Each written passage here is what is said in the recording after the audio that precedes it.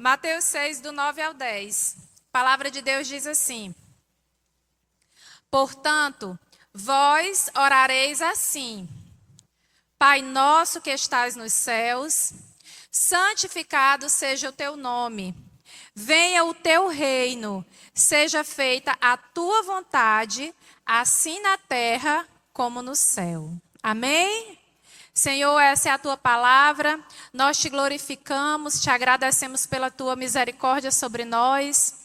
Obrigada, Senhor Deus, por estarmos aqui essa noite. Em nome de Jesus, amém. Então, esse texto, ele é muito lindo. É quando Jesus nos ensina a orar. E quando Jesus nos ensina a orar, a primeira coisa que ele diz é que é para a gente chamar Deus de quê? De Pai. Ele diz: Pai nosso que estás no céu. Ele está dizendo assim: olha, chama Deus de Pai, porque Ele é o teu Pai. Você tem consciência disso? Que você é filho? Aleluia. E a outra coisa que Ele diz, que Ele manda você pedir, é: venha sobre nós o teu reino. Seja feita a tua vontade, assim na terra como no céu. Então Jesus nos ensinou a orar, chamar Deus de Pai e a declarar sobre as nossas vidas a vinda do reino de Deus. A nós declararmos sobre a nossa casa, sobre a nossa família: venha o teu reino. Venha o teu reino, Senhor, sobre a minha casa. Diga aí: venha o teu reino, Senhor, sobre a minha família. Venha o teu reino, Deus, sobre a minha empresa. Venha o teu reino sobre o meu trabalho. Venha o teu reino sobre as minhas emoções. Venha o teu reino sobre as minhas finanças. Venha o teu reino sobre a minha saúde. Venha o teu reino sobre todas as áreas da minha vida. É isso que Jesus está dizendo para nós. Jesus nos ensinou a orar e a declarar isso sobre as nossas vidas. E quando a gente for orar, a gente declarar. Você precisa, todas as vezes que você for orar, fazer essa declaração, chamando Deus de Pai e pedindo para Ele vir sobre a sua vida com o seu reino. E o que é que significa esse reino? Deus é o nosso rei, não é? Então, quando ele diz que ele é o nosso rei, venha o teu reino, ele quer dizer: eu quero ser soberano sobre a tua vida.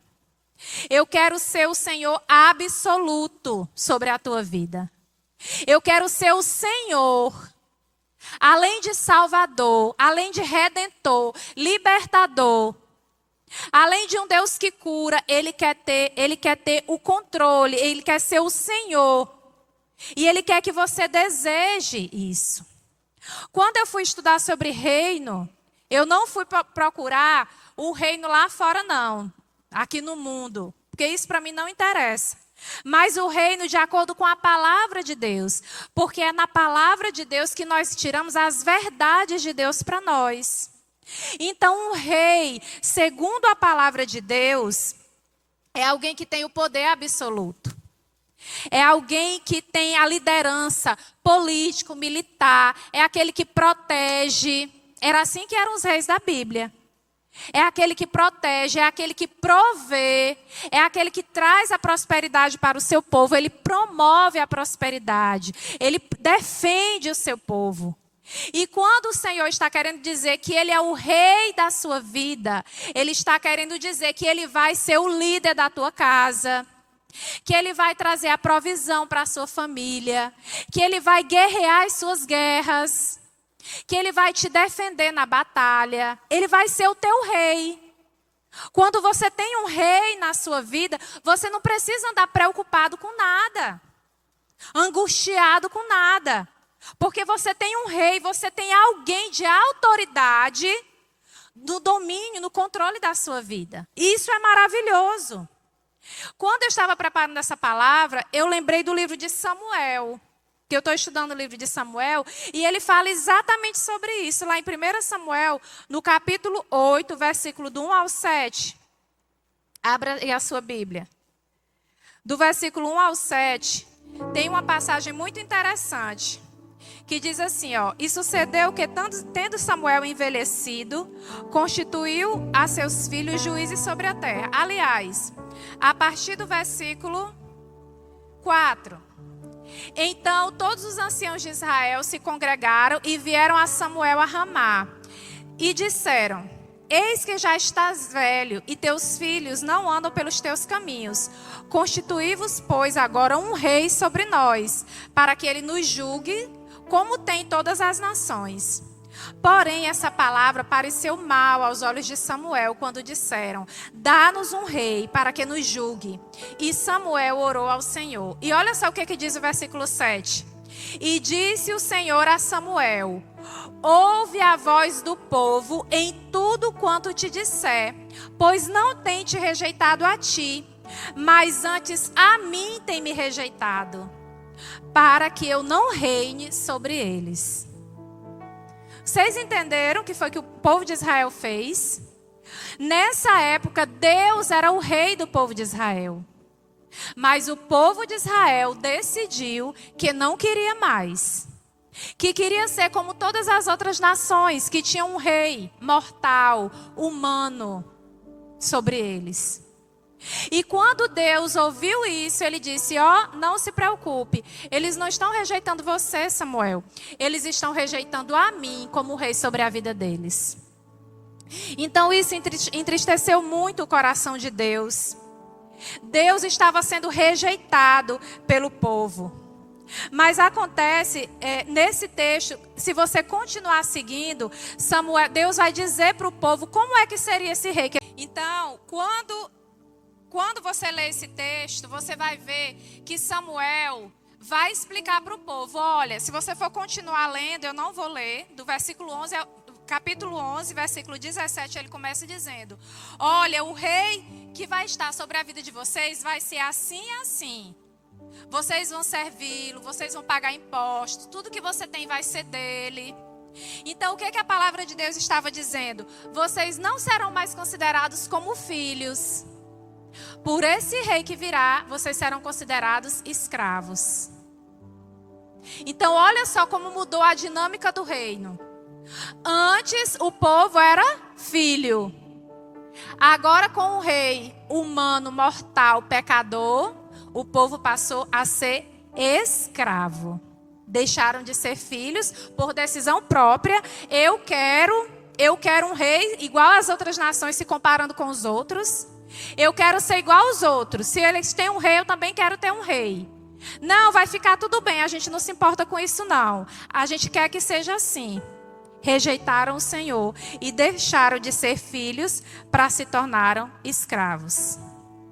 E Deus se entristeceu muito, muito sobre ele. E aí Jesus vem lá em Mateus, que a gente leu hoje, né, no nosso tempo, quando Jesus vem na nova aliança, o que é que ele restaura para nós? A filiação. Vocês estavam sendo escravos, pois agora vocês vão voltar a ser filhos. Chame a Deus de quê? Pai. Deus não quer mais que vocês sejam escravos. Através de Jesus, nós nos tornaremos filhos novamente. E aí ele diz, manda chamá-lo de pai e pede para que você peça o reino de Deus novamente sobre a sua vida. Antes o povo não tinha rejeitado o reinado de Deus. Pois agora Jesus está dizendo, chama ele de pai e pede novamente o reino. Pede para ele vir reinar sobre a tua vida. Declara o reino dele sobre a tua casa, sobre a tua família. Isso não é lindo, gente? Jesus veio restaurar o que nós mesmos, o povo de Deus, decidiu fazer errado. Decidiu rejeitar o reinado de Deus sobre a vida deles. Então Jesus vem para querer reinar, para que ele volte a reinar sobre nós. Ele quer voltar a ser o Senhor. Quando ele é o Senhor, nós podemos descansar. A gente não precisa mais viver escravizado por nada. Nós voltamos a ser filhos, filhos de um pai fiel, de um pai que nos ama, que nos perdoa, que cuida de nós. Porque ele é fiel em toda a sua palavra. Não há sombra de variação do caráter de Deus. A sua fidelidade é até a eternidade. Aleluia! Para que Deus firme o reino dele sobre a sua vida, Jesus passa a nos livrar da condenação. Deus vem como homem, Jesus vem como homem para que isso aconteça, para que Deus volte a ser rei sobre nós. Jesus vem como homem, vai para a cruz, morre por nós, nos liberta, nos restaura, nos tira da escravidão do pecado e nós nos tornamos novamente, quando nós aceitamos, voltamos a ser filhos de Deus. E o reinado de Jesus, o reinado de Deus sobre a nossa vida tem alguns aspectos que nós precisamos entender. Para nós recebermos e tomar posse desse reino, nós temos que fazer o que diz lá em Marcos 1, do 14 ao 15. Que diz assim, ó: E depois que João foi entregue à prisão, veio Jesus para a Galileia, pregando o evangelho do reino de Deus e dizendo: O tempo está cumprido e o reino de Deus está próximo. Arrependei-vos e crede no evangelho. Então existem duas coisas que nós precisamos fazer para que o reino de Deus venha sobre as nossas vidas. A primeira coisa é nos arrepender verdadeiramente, genuinamente. E a segunda coisa é crer no evangelho. Ter fé em Jesus somente. Arrependimento verdadeiro pelos nossos pecados. E fé somente em Jesus. Porque somente Jesus pode trazer o reino de Deus sobre a nossa vida de novo. Ele nos faz viver o reino de Deus aqui na terra. Não pense que o reino de Deus é somente no céu. Quando eu morrer, eu vou para a eternidade e vou viver o reino de Deus. Não. Você pode viver o reino de Deus aqui nessa terra. E arrependimento e fé são a chave para que você consiga isso. Para que você viva essa plenitude. Lá em 1 Coríntios 6, do 9 ao 11, diz assim, ó: Não sabeis que os injustos não hão de reinar o reino de Deus? Não erreis, nem os devassos, nem os idólatras, nem os adúlteros, nem os efeminados. Que é efeminado? Vocês sabem, né? Efeminados, nem os sodomitas, que eram pessoas que tinham relação sexual com pessoas do mesmo sexo, nem os ladrões, nem os avarentos, nem os bêbados, nem os maldizentes, nem os roubadores herdarão o reino de Deus. Essas pessoas não herdarão o reino de Deus. E aí ele continua no versículo e diz assim, ó: E é o que alguns têm sido, mas haveis sido lavados, mas haveis sido santificados, mas haveis sido justificados em nome do Senhor Jesus e pelo Espírito do nosso Deus. Ou seja, nós éramos assim. Nós éramos maldizentes, bêbados, nós éramos avarentos, nós éramos adúlteros, nós éramos maldizentes, nós éramos efeminados, nós éramos sodomitas, nós éramos roubadores. Mas hoje nós somos lavados, santificados e justificados por Jesus e pelo Espírito Santo de Deus. Aleluia! Então existe a possibilidade de todas essas pessoas irem para o reino de Deus. Praticando o quê? O arrependimento de suas práticas erradas e a fé em Jesus. A Bíblia diz que nós éramos assim. Nós éramos.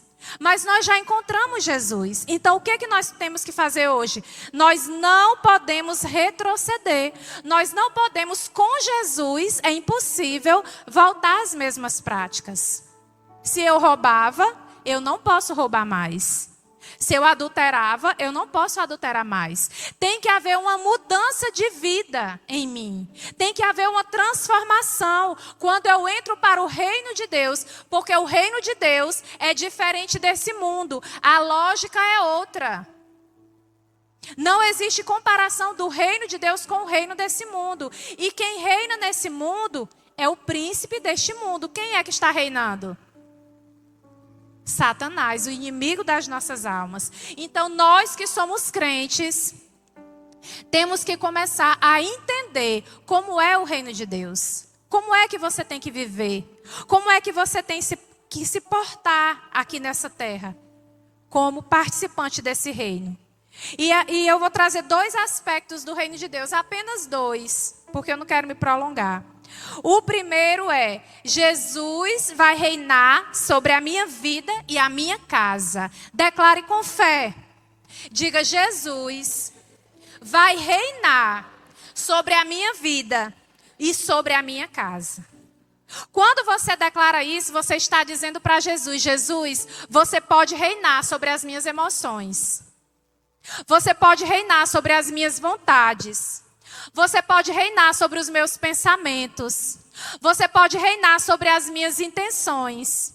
Então, todas as vezes que no seu coração surgir um sentimento errado, uma intenção errada, um pensamento errado, o Espírito Santo que te santifica, que te purifica, vai tocar em você e vai dizer: olha, está errado, cuidado. Ele vai te ensinando a viver no reino. Quando nós começamos a sentir aquilo que não é para sentir, o Espírito Santo começa a nos quebrantar e dizer: olha, muda de lugar, muda de rumo. Mas essa emoção seja retirada do seu coração. Por quê? Porque aqui nessa terra, como filhos amados, precisamos refletir o caráter de Deus. A Bíblia diz que nós somos embaixadores deles nessa terra. Lá em 2 Coríntios 5:20 diz assim, ó: de sorte que somos embaixadores da parte de Cristo, como se Deus por nós rogasse. Rogamo-vos, pois, da parte de Cristo, que vos reconcilieis com Deus. Então, o que Jesus está dizendo? Que você é um embaixador de Cristo aqui na terra. Jesus não foi para o céu ao lado do Pai, pois Ele deixou você para ser representante dEle nessa terra. E você vai refletir o caráter dEle, o amor dEle. Você vai agir como Ele agia. Você vai fazer como Ele fazia. Isso é ser o embaixador. É representar o reino que é seu. Você não faz parte desse reino. Você faz parte do reino de Deus. Então você tem que representar esse reino. Você é um embaixador de Cristo aqui na terra. Amém? Diga: eu sou um embaixador de Cristo nessa terra. Tome posse. Como embaixador, você tem uma missão.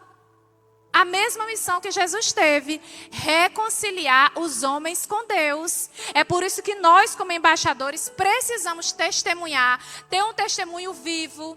Nós precisamos pregar o evangelho para as pessoas. Nós precisamos convidar pessoas para as nossas células. Nós precisamos pregar a palavra de Deus, anunciar as boas novas. Porque é assim que nós cumprimos a nossa missão. Quem é embaixador de Deus aqui nessa terra não pode estar perdendo tempo com murmurações. Não pode ter preguiça de ser crente. Sabia que tem crente que tem preguiça de ser crente?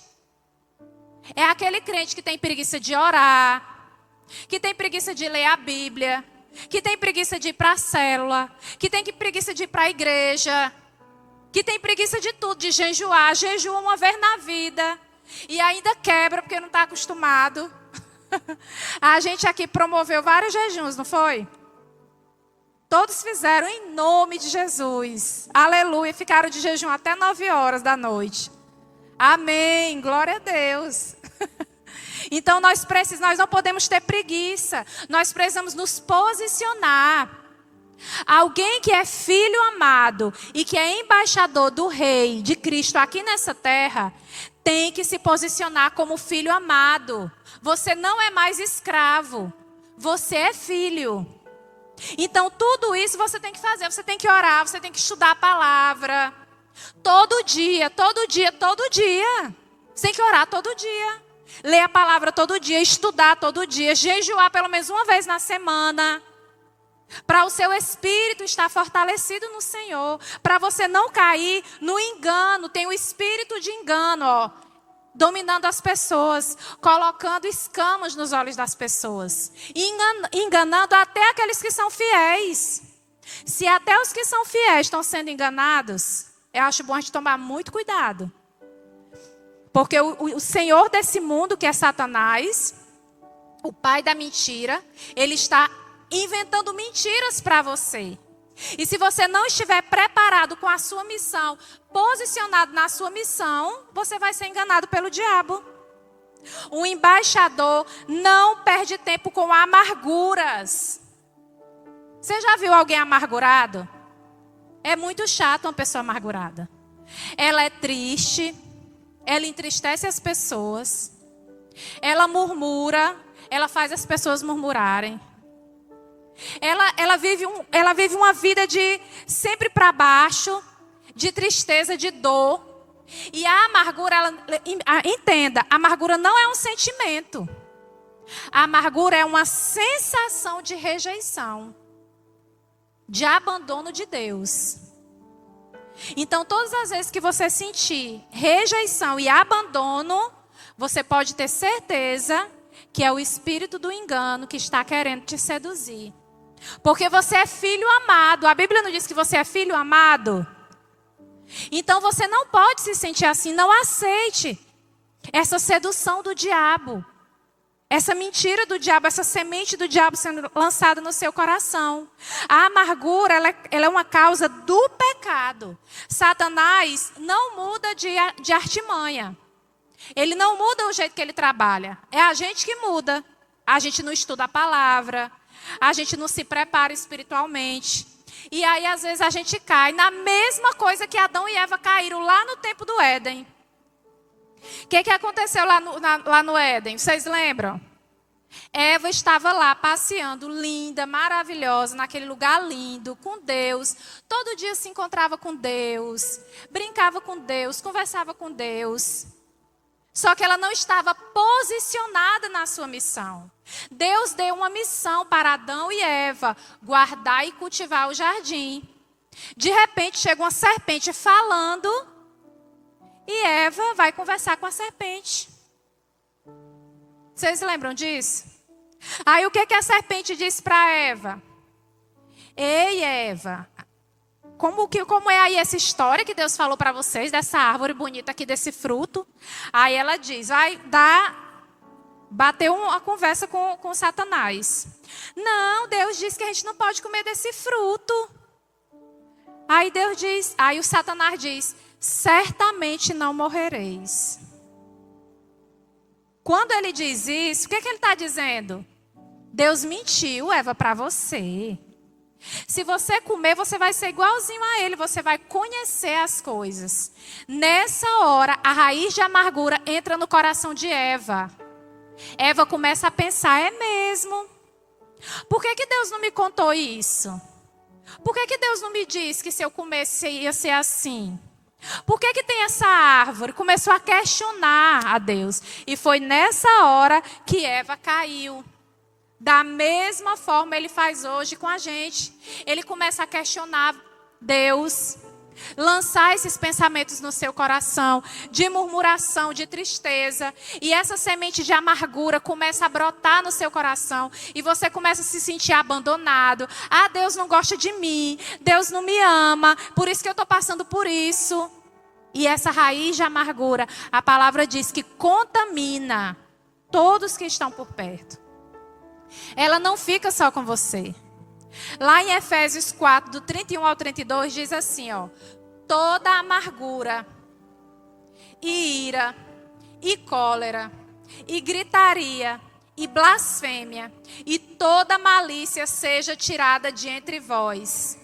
Antes, sede uns para com os outros benignos, misericordiosos, perdoando-vos uns aos outros, como também Deus vos perdoou em Cristo. Então, a amargura, ela gera uma multidão de pecados. Quando você está amargurado, seu comportamento fica amargurado. Suas falas são amarguradas, cheias de murmuração. Você dá lugar à idolatria. E a amargura tira você da sua missão de ser embaixador do rei. Tira de você o propósito. O amargurado não cumpre a missão na sua casa. Não cumpre a missão na sua família.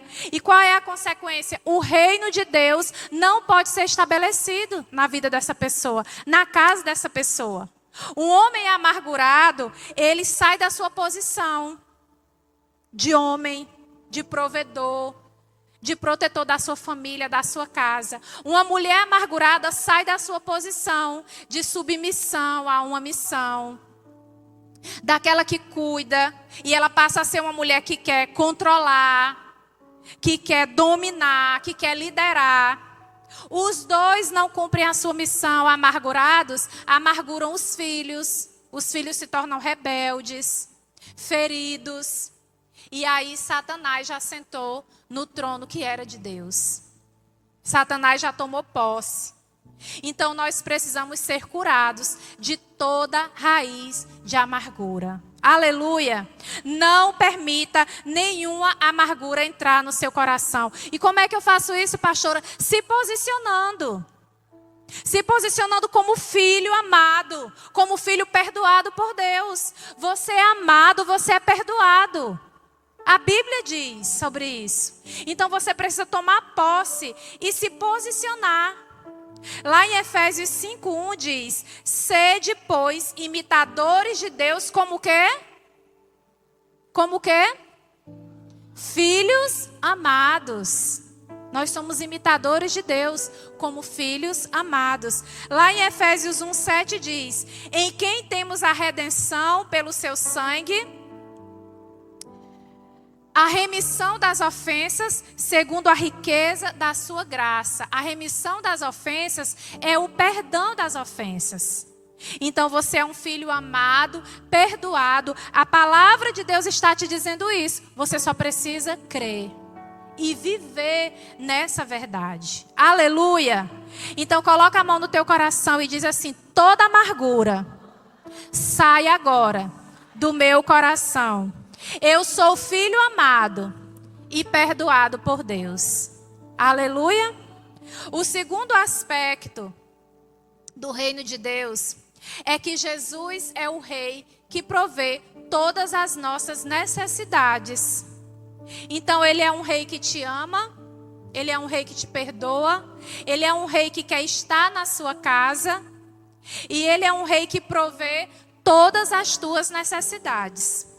Abra sua Bíblia no livro de Mateus, capítulo 6, do versículo 31 ao versículo 34.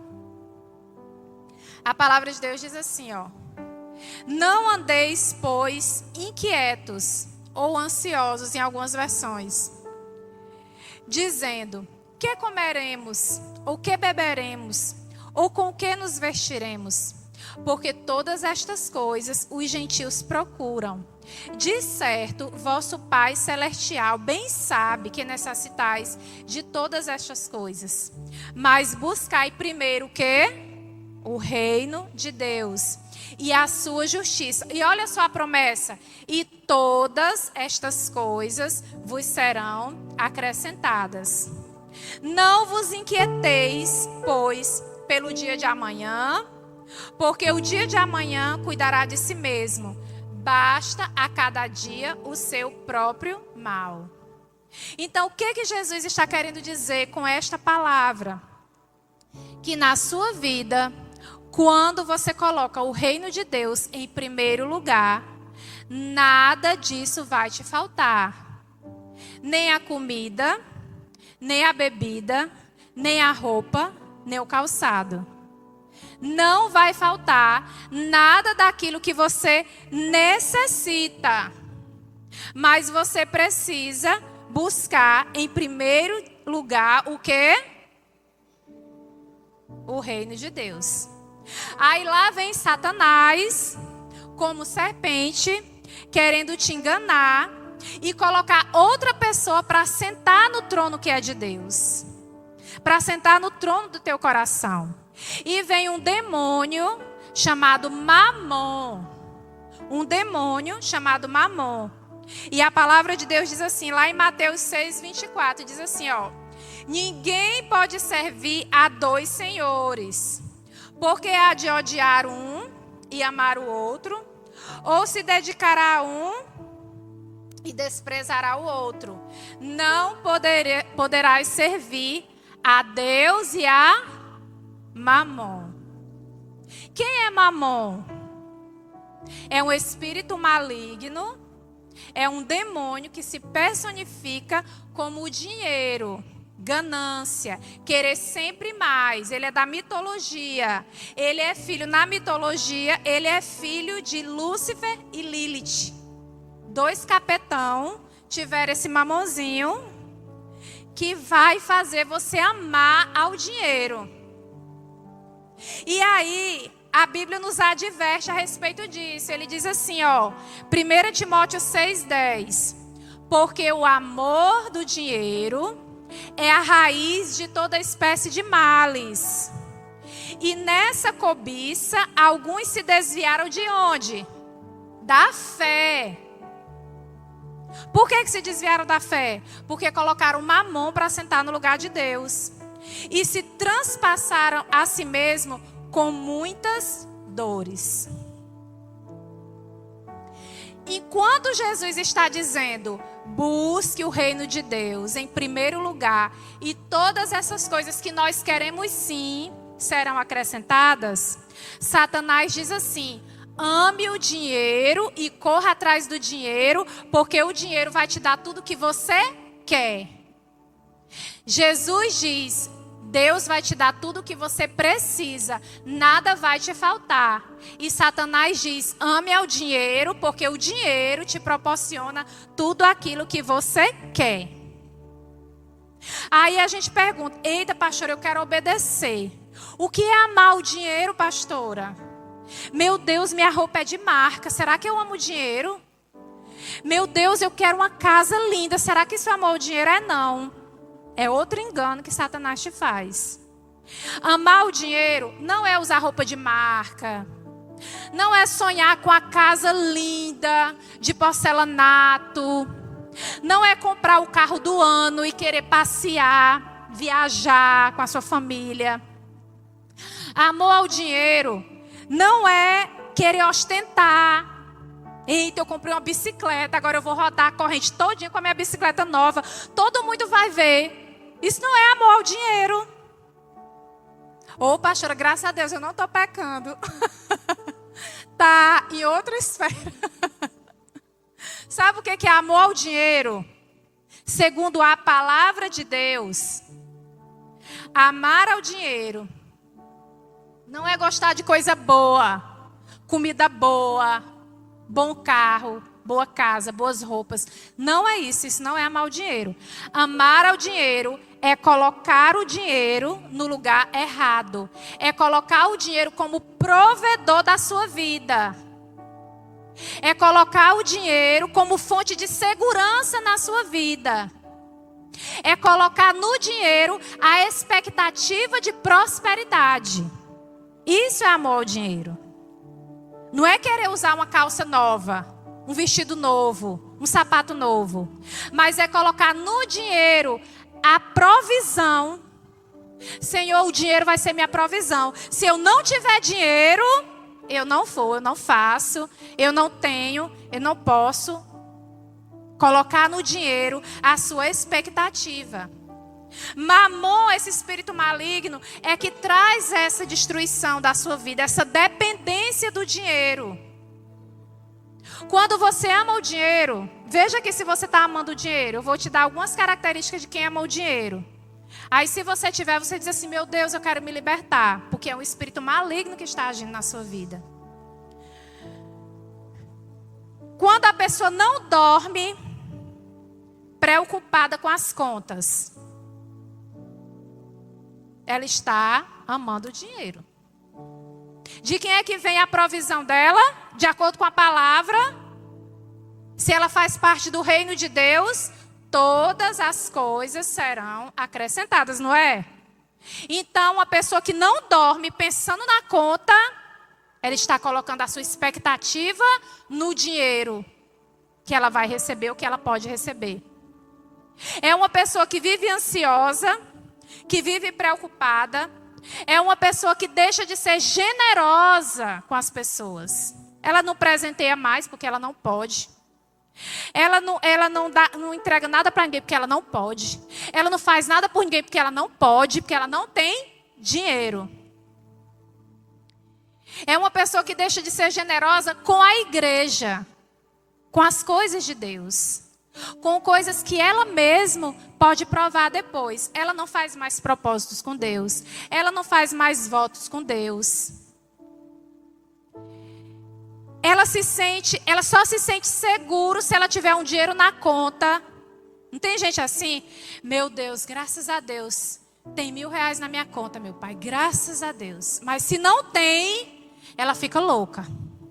E agora, se acontecer qualquer coisa, se o menino adoecer, se o pneu do carro furar, e se a telha quebrar no telhado, vai cair água, eu não tenho dinheiro, não tem... Ela vive na expectativa de ter aquele dinheiro na conta. Ela tem constantemente medo de faltar as coisas em casa.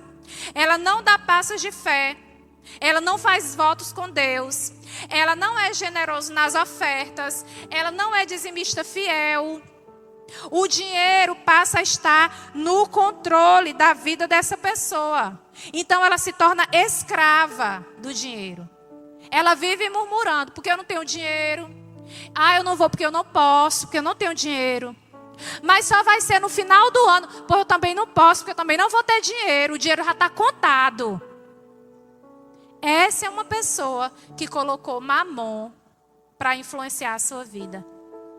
Infelizmente, amados, muitos de nós crentes, embaixadores do rei, estamos caindo no engano do diabo. E estamos vivendo dessa forma. E a Bíblia diz que essa é uma vida que acrescenta dores. Você não está saudável, você está cheio de dores. Você está cheio de tristeza. Essa é uma vida de escravidão. Lembra do que a gente leu antes? Eu quero um rei sobre a minha vida. Eu não quero mais Deus. Eu quero ser igual às outras nações. O que o povo de Israel fez? Vive uma vida de escravidão. Não deixou de ser filho. Porque um filho, gente, o nosso filho, tem preocupação com conta? O seu filho, quando vai dormir, ele está preocupado se o colégio está pago? Ele está preocupado se ele vai tomar café amanhã? Ele não está. Então nós temos que ter essa visão, essa mesma visão com o Senhor. Nós temos que aprender a confiar no Senhor como Rei e provedor das nossas vidas. Pastora, mas é tão difícil? Não. É uma decisão de fé que você toma. E eu te digo, se você não tomar esse espírito maligno chamado mamon, que é um demônio, vai roubar a tua fé. Quantas pessoas não já abandonaram a fé, achando que a riqueza, que a empresa, que o luxo, que isso e aquilo outro, que o dinheiro pode dar, é mais importante do que estar domingo na casa do Senhor adorando. É mais importante do que participar da capacitação Destino para aprender de Deus. É mais importante do que abrir uma célula. É mais importante. E o diabo cega. O diabo te diz, olha, se você não trabalhar, você não vai ter. Se você não fizer isso, você não vai conseguir dinheiro. Porque é o dinheiro que vai te dar isso. Gente, o dinheiro não vai nos dar nada. Quem nos dá tudo é quem? O Senhor. Ele disse que todas as nossas necessidades seriam supridas. De nada teremos falta. Será que é difícil crer nisso? É muito difícil. Primeiro nosso coração se converte, mas existe outra pessoa que precisa se converter. O bolso. O bolso se converte depois. Jesus entra no coração e o mamon entra na bolsa, na carteira. E aí, para a gente tirar esse mamon, a gente precisa fazer um exercício de fé. A gente precisa concordar com a palavra e viver a palavra. E sabe o que Jesus faz? Meu filho, você não quer crer, não é? Que eu sou o teu provedor? Você não quer acreditar na minha palavra, não é? Pois deixa eu te colocar bem aqui no deserto. Porque o deserto não é o inferno na terra, não. O deserto é a escola. Não tem aquela música, o deserto é a escola do Senhor? Pois é verdade. O deserto é uma escola. No deserto vinha o maná do céu. No deserto a coluna de nuvem guiava o povo de dia, a coluna de fogo guiava o povo de noite. Para quê? Para que o povo acreditasse que Deus ia prover todas as coisas. Para que o povo acreditasse que o nosso Deus é fiel e que todas as coisas seriam acrescentadas. Eu já passei por N desertos, milhões de desertos. E eu já estive em desertos que eu e o Raniel, a gente contava com o milagre. E o milagre acontecia. Já chegou a época em Teresina que a gente estava tão no deserto, que a gente orava, porque não tinha o dinheiro do aluguel. Não tinha. E a gente orava, confiava, e simplesmente uma pessoa chegava e dizia: Pastor Raniel, Deus mandou eu pagar seu aluguel. Estou falando a verdade, Raniel? Isso aconteceu várias vezes. Quando a gente está no deserto, a gente prova do milagre, do mimo de Deus. Quantas vezes você estava no deserto, que já aconteceu comigo? Oh, mas eu estou com tanta vontade de comer isso. De repente, plim, bom, trim, mais chique, trim. Olha, pastor, o que eu trouxe para a senhora. E aí você fica com a cara olhando para a pessoa assim: meu Deus, Deus move as pessoas. Minha gente, vocês acreditam que eu já fui para Israel, passei pelas ruas de Dubai, eu e o Raniel, sem ter nem um centavo furado no bolso? Até a própria família fica indignada. Se o Raniel já foi para Dubai, então, né? Pois nós já fomos em pleno deserto. Fomos para Israel, visitamos a Terra Santa, entramos lá no lugar que diz que é a tumba, e fomos no Getsemane, e choramos e comemos as melhores comidas, e fomos naquele restaurante que roda assim, a 360 graus, e banhamos no mar, morto, vivo, vermelho. E fizemos tudo isso. E compramos lembrancinha para todo mundo. E trouxemos lembrancinha para todo mundo. Sabe por quê? Porque quem provê é o Senhor. A gente não pode confiar na força do nosso braço. O que a palavra diz?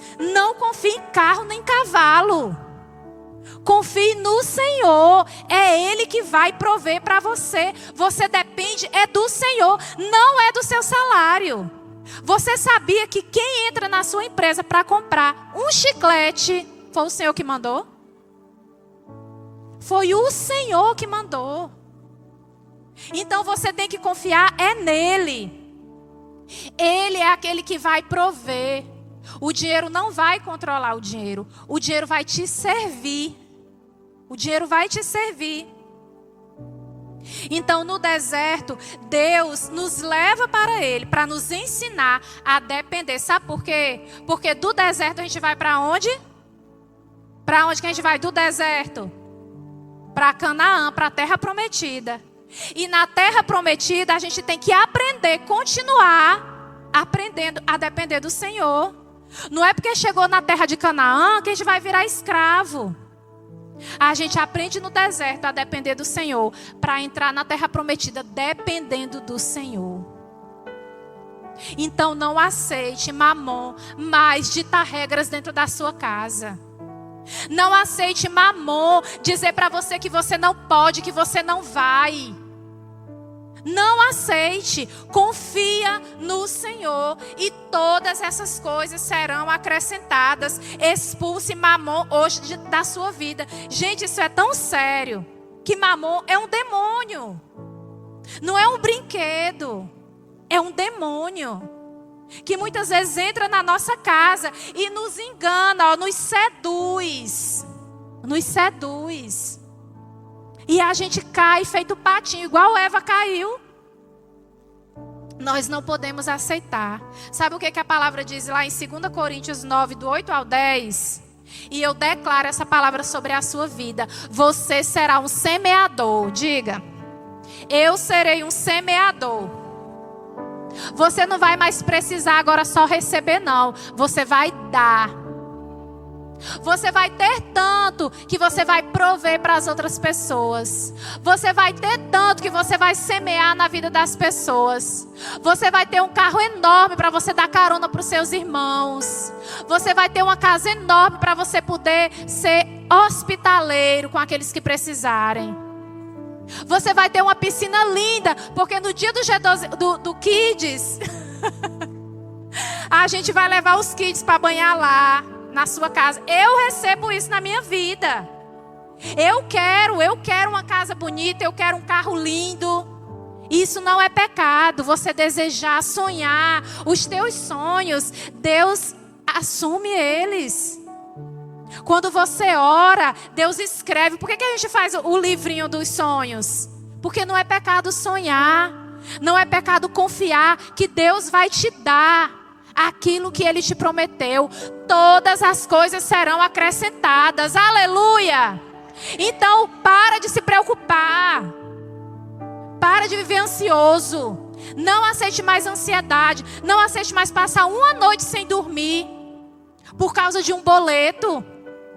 Confia no Senhor e Ele fará todas as coisas na sua vida. Olha só o que diz 2 Coríntios 9, do 8 a 10. Ora, aquele que dá semente ao que semeia e pão para comer, também multiplicará a vossa sementeira e aumentará os frutos da nossa justiça. Amém? Você vai ser um semeador, você vai semear. Semear na igreja, semear na vida das pessoas, semear na vida dos seus filhos. Qual foi a última vez que você semeou na vida dos seus filhos, pais? Ah, mas eu já dou tudo. Semeia mais. Vai acrescentar a justiça, vai multiplicar a tua sementeira, vai aumentar os frutos na sua vida. Lá em 2 Pedro 1, dos 10 a 11, para finalizar, 1 Pedro 1, do 10 a 11, diz assim, ó. Portanto, irmãos, procurai fazer cada vez mais firme a vossa vocação e eleição. Nós somos o quê? Embaixadores. Porque fazendo isto, nunca jamais tropeçareis, porque assim